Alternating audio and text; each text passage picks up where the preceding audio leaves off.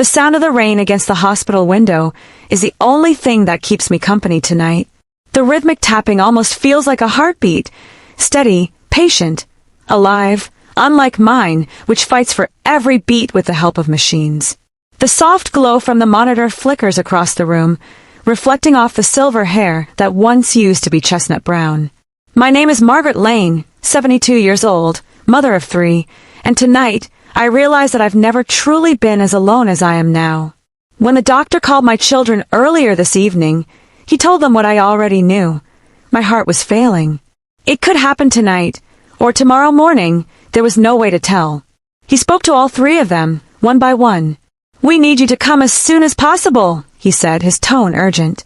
And one by one, they gave him excuses dressed as apologies. Liam couldn't come because his daughter had a school recital. "You know how much this means to her," he'd said. Rachel was hosting an important dinner for her husband's colleagues. It's been planned for weeks, and canceling would look bad. And Ethan, my youngest, simply didn't answer. His voicemail played the same cheerful message it always had, his voice full of life I hadn't heard in years. "Hey, you've reached Ethan. Leave a message, and I'll call you right back." But he never does. I look at the clock. It's past midnight now. The rain hasn't stopped, and neither has the dull ache in my chest. The nurse, a kind young woman named Sophie, adjusts the 4 and gives me a small, practiced smile. "Try to get some rest, Mrs. Lane," she says softly. I nod, but I don't close my eyes. I'm afraid that if I do, I might never open them again. I watch the door instead, half hoping, half knowing, that no one will walk through it. I think about the years that led me here. The nights I stayed awake with sick children, the mornings I went without breakfast so they could have lunch money, the endless stream of sacrifices that felt like breathing back then. They needed shoes, I worked overtime. They needed tuition, I sold my jewelry. They needed love, I gave them my heart, piece by piece. And yet, when that heart began to fail, none of them were here to see it happen. A low, hollow laugh escapes my throat, surprising even me. "Funny, isn't it?" I whisper into the empty room. Sophie glances at me, unsure if I'm speaking to her, but I just shake my head. "Nothing, dear," I say. She leaves quietly, and I'm alone again. Outside, the rain grows heavier, blurring the city lights into streaks of gold and gray. I used to love nights like this. Warm tea, an old blanket, the sound of a storm while the children slept peacefully in their beds. Back then, I used to believe that love was enough to keep a family together. I didn't know how fragile love could be when weighed against convenience. I remember the first time I realized my children were starting to drift away. It wasn't sudden, like a door slamming shut. It was slow, almost invisible, like sand slipping through your fingers. It began when they started calling me Mom, less, and Mother, more, as if affection had to grow formal with age. I had retired from my job at the library then, thinking I'd finally have time for my family, the dinners we'd never had, the stories I'd read to my grandchildren, the laughter that would fill my small home again. But the house stayed silent. Weeks passed before anyone called, and when they did, it was always for something practical. "Mom, could you babysit on Saturday?" "Mom, do you still have that old lawnmower?" "Mom, can you transfer some money until payday?" Never, "Mom, how are you?" Still, I told myself it was normal. Everyone's busy. They have lives. Don't be selfish, Margaret. That's what mothers do, they understand. I remember one particular Sunday years ago when I'd made a full roast dinner, just like in the old days. I'd spent the entire morning basting the chicken, setting the table, polishing the old silver that had belonged to my mother. The smell filled the house, rich and warm, like love itself. I called each of them that morning to remind them. "Yes, Mom, we're coming," Liam had said cheerfully. "Can't wait," Rachel had added. Even Ethan, who rarely answered, had texted back a simple, "Sure, see you later." But the clock ticked past 6, then 7. The food grew cold. The candles melted down to stubby wax pools. I sat there in my best dress, listening to the quiet hum of the refrigerator, waiting for the sound of a car pulling into the driveway. None came. Around 8:30, my phone buzzed. Liam had texted, "Sorry, the girls were too tired. We'll come next week." Rachel sent, "Dinner with John's boss ran late." Don't wait up. Ethan didn't write at all. I ate alone that night, cutting into the chicken that had grown rubbery and cold, pretending it was fine, that I preferred it this way. Fewer dishes to wash, less noise.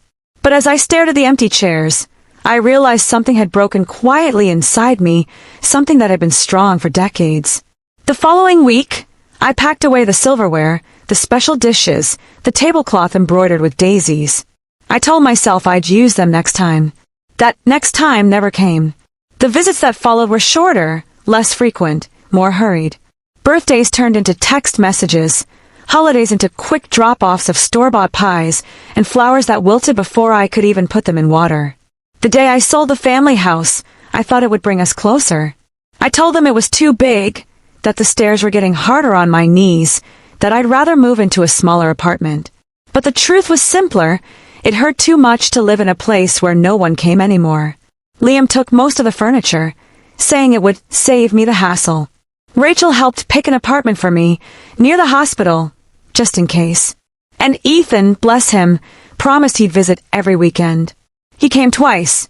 After that, it was just phone calls that grew shorter and rarer. I learned to fill the silence with television and crossword puzzles. I bought a small radio and listened to old songs, the ones I used to hum while cooking.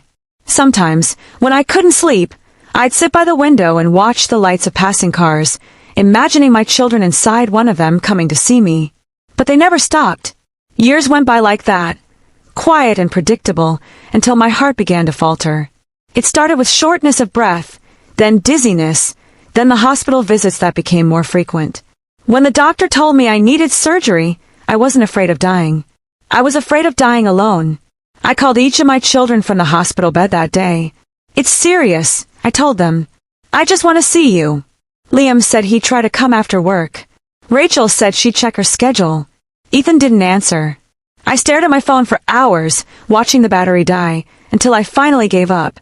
That night, the nurse came in and asked if I wanted to list an emergency contact. I hesitated for a long time before finally saying, no, that's all right. Because who would I write? The people who once clung to my hand when they crossed the street? The ones who used to cry when I left for work? The ones who now treat my calls like obligations? I told the nurse, there's no one to call.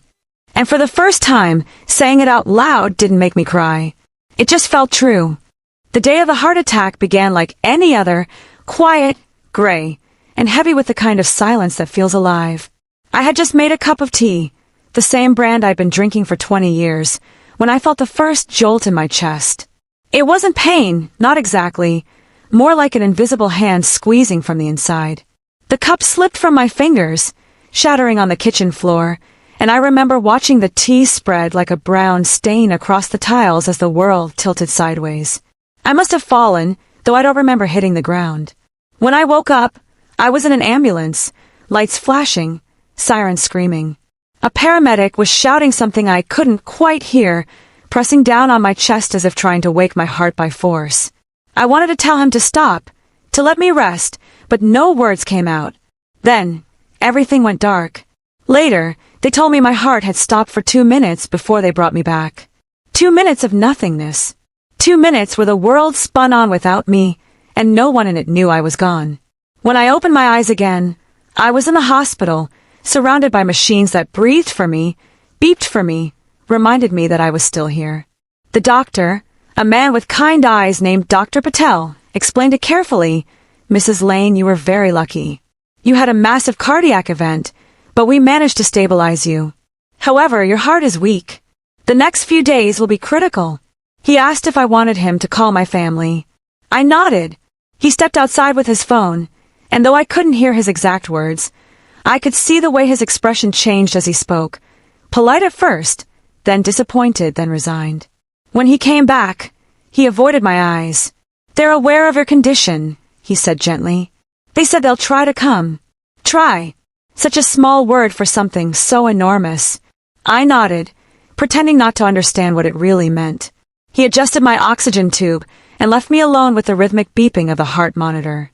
Hours passed. The sun went down. No one came. At some point, a nurse came in with dinner, a bland tray of soup and gelatin, but I couldn't eat. My throat felt tight, my stomach empty in a way food couldn't fix. I asked for my phone, thinking maybe one of them had called me directly, but the screen was blank. Not even a message. I scrolled through old photos instead. Liam holding his newborn daughter, Rachel's wedding day, Ethan at graduation, his arm around me as we laughed. I stared at those frozen smiles until they blurred. When Sophie, the night nurse, came to check on me, I asked her, "Do you have children?" She smiled softly. "2 boys," she said. "Still little, thank God. They drive me crazy, but I can't imagine life without them." "Don't blink," I told her quietly. "They grow up, and one day, you realize you've been replaced by jobs, by wives, by obligations you'll never understand." She looked at me with eyes full of pity, and I wished I hadn't said it. It wasn't her fault that my children forgot how to love me. I turned my face toward the window, where rain streaked the glass like tears. I thought about all the times I had said, "Don't worry about me." I'd said it when they were little and wanted to go out with friends. I'd said it when they couldn't visit because of work. I'd said it when they forgot my birthday, my anniversaries, my surgeries. I'd spent a lifetime teaching them that I didn't need them, and they'd learned that lesson well. Somewhere between loving them and letting them go, I'd erased myself from their world. Now, as the monitors kept me alive, I wondered if that had been my biggest mistake, not loving too much, but never asking to be loved back. Around 10 p.m., Sophie came in again with the phone. "Mrs. Lane," she said quietly, "Dr. Patel just spoke to your daughter. She said they're at a dinner party tonight, but they'll visit tomorrow." I closed my eyes, trying to hide the sting behind my eyelids. "Tomorrow," I repeated softly. "Of course." She looked uncomfortable. "I'm so sorry." "Don't be," I whispered. "They have lives. They should live them." But inside, something cracked open, small and sharp, like glass splitting under pressure. I could feel the anger rising beneath the sadness, hot and pulsing, but I swallowed it. It was easier to believe they didn't know how bad things were. Easier to believe they weren't cruel, just busy. But the truth was simpler. They didn't come because they didn't want to. Because to them, I had already become part of the past. A photograph on a mantle, a voice on a voicemail, a story they'd tell their children someday about a woman who gave them everything and asked for nothing in return. And as the clock struck midnight, I realized that maybe the greatest tragedy wasn't dying alone. It was living long enough to see the people you love forget you while you're still breathing. The morning light seeps through the blinds like thin golden threads, painting faint stripes across the sterile white walls. I can feel the warmth on my face even before I open my eyes. For a fleeting moment, I almost forget where I am. I imagine I'm in my old house again, the one with the creaky wooden floors and the garden that smelled of roses and rain. I can almost hear the laughter of my children echoing from the kitchen, the sound of cereal bowls clinking, the chaos of mornings that once felt endless and alive. But when I open my eyes, the illusion fades. The air smells faintly of antiseptic and plastic. The machines hum and beep around me like mechanical lullabies, keeping rhythm for a heart that refuses to give up. Sophie enters the room, her steps soft and deliberate. "Good morning, Mrs. Lane," she says cheerfully, though her eyes are tired. "How did you sleep?" "Like someone who's afraid to close her eyes," I reply with a small smile. She frowns slightly but doesn't comment. Instead, she takes my vitals, scribbles notes, and adjusts the blanket around me. "Your children didn't call during the night," she says after a pause, almost apologetically. I checked. I nod slowly. I didn't expect them to. She hesitates by the door. "You should eat something," she says gently. "The doctor will be in soon." When she leaves, I turn my gaze to the window again. The city looks distant, blurred by the morning mist. People are already out there, living, moving, laughing, and I am here, suspended between one heartbeat and the next, wondering if anyone out there remembers that I exist. Around noon, Dr. Patel walks in, his face serious but kind. "How are you feeling today, Mrs. Lane?" he asks. "Like someone waiting for something that isn't coming," I say. He sighs softly, checking the monitor. "Your condition is stable for now, but we'll need to keep you for observation." "Did your family say when they might visit?" I shake my head. "Tomorrow," I say, the word tasting bitter. "Always tomorrow." He nods slowly, as if he understands. "You know," he says quietly, "I see this often. People who spend their lives giving everything to others, and when they finally need something back, no one's left to give it. His words hit me like a wave. Why do we do it then? I ask. Why do we give everything if it leaves us empty? He doesn't answer right away. Because we don't know any other way to love, he finally says. And maybe that's what makes it both beautiful and tragic. After he leaves, I close my eyes and drift into memory again. I remember Liam as a little boy, running barefoot through the grass, holding a jar with a firefly trapped inside. Look, Mom, I caught a star, he had said, his face glowing with joy. I remember Rachel in her school play, nervous and trembling, looking for me in the crowd. When she found my face, her smile steadied her. And Ethan, my baby, who used to climb into my bed during thunderstorms, whispering, "Don't let the thunder get me." How could those same children, once so afraid to lose me, now choose not to see me at all? The ache in my chest deepens, but it's not the physical pain that frightens me. It's the emotional one, the one medicine can't touch. Around 3 o'clock, a bouquet arrives at the nurse's station. Sophie brings it in with a hopeful expression. "From your family," she says. I smile faintly, taking the card attached. The handwriting is Rachel's, elegant, practiced.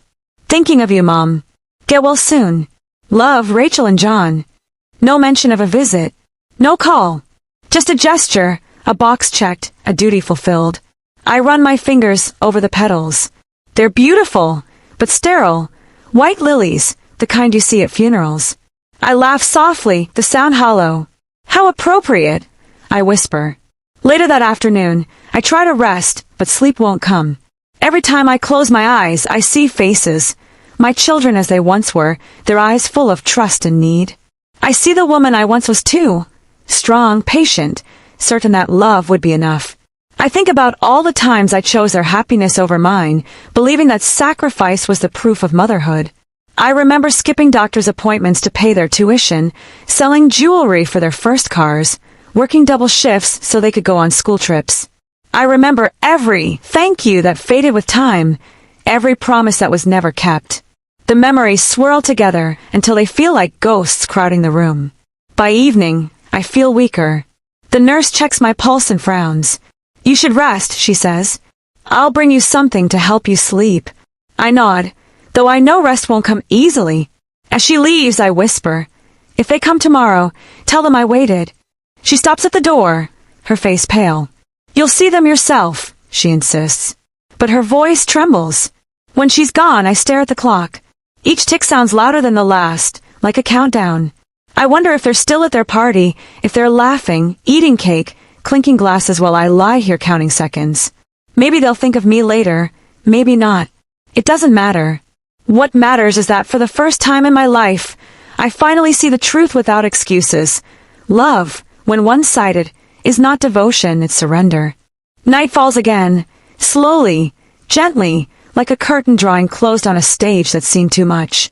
The city outside sparkles with 1,000 tiny lights, so alive it almost mocks the stillness inside this room. The monitors around me blink in rhythm, counting down the fragile seconds of a heart that's tired of waiting. I've been awake for hours, afraid that if I sleep, I won't wake again. But I'm not afraid of death anymore, only of dying forgotten. The hallway outside is quiet, except for the occasional footsteps of nurses changing shifts. Sophie peeks in, smiling softly, and I see the weariness in her eyes. "Still awake?" she whispers. I nod. "They didn't come today either," I tell her, though she already knows. "Maybe tomorrow," she offers gently. I smile faintly. "Always tomorrow," I say, the same words I've repeated all week. She hesitates, then comes closer, taking my hand in hers. Her fingers are warm. "You remind me of my mother," she says. "She passed when I was 20. I didn't visit her enough. I thought there would always be time." There's a crack in her voice that makes my chest ache for her. "You were young," I whisper. "You didn't know how fast time disappears." She squeezes my hand, and for a moment, I feel something I haven't in years, connection, kindness, love without obligation. When she leaves, I stare at the ceiling, tracing invisible shapes in the cracks of paint. My thoughts drift backward, to simpler years. I see Robert, my late husband, young and handsome, promising me a lifetime of security. I see the day he left, the envelope on the kitchen table, the note that said I'm sorry, I can't do this anymore. I see myself holding 2 small children, promising them we'd be okay, even when I didn't believe it. And somehow we were. I worked, I struggled, I survived. Every sleepless night, every skipped meal, every silent tear was for them, so they'd never feel what I felt that day he walked out. I built my life around their needs, like scaffolding around a crumbling building. And now that they no longer need me, the structure is collapsing. The doctor comes in briefly to check on me. "Your vitals are weaker," he says gently. "We'll increase your oxygen." I nod, though I barely hear him. My mind is elsewhere, far away, drifting through years of memories that blur like watercolor in the rain. I think about the birthday parties I organized, the scraped knees I kissed, the bedtime stories whispered in the dark. Every moment plays before my eyes, a silent film of devotion and loss. My breath grows shallower, but the pain fades, replaced by a strange calm. Maybe this is how peace feels. Not joy, not relief, but acceptance. I glance at the clock. It's almost midnight. My phone, lying on the bedside table, remains dark. No calls, no messages. The last thing I hear is the distant sound of laughter from somewhere down the hall. A family visiting a patient, perhaps. For a second, I imagine it's mine. I can almost hear Liam's voice teasing me, Rachel's gentle laughter, Ethan's easy charm. I can almost feel their arms around me, smell the faint scent of home that used to cling to them when they were small. The illusion is comforting, like a lullaby. I let it stay a little longer before the truth settles again. They aren't coming. Maybe someday they'll stand in this very room, holding flowers that will never reach my hands, whispering apologies to a body that can no longer hear them. Maybe they'll finally understand the weight of silence, the cost of absence. But by then it won't matter. I close my eyes and breathe in deeply. The air tastes clean, almost sweet. My chest rises and falls slowly, rhythmically, until even that rhythm starts to falter. I whisper into the darkness, not to anyone in particular, just to the echo of the woman I used to be. "You did your best," I tell her. "You loved them the only way you knew how."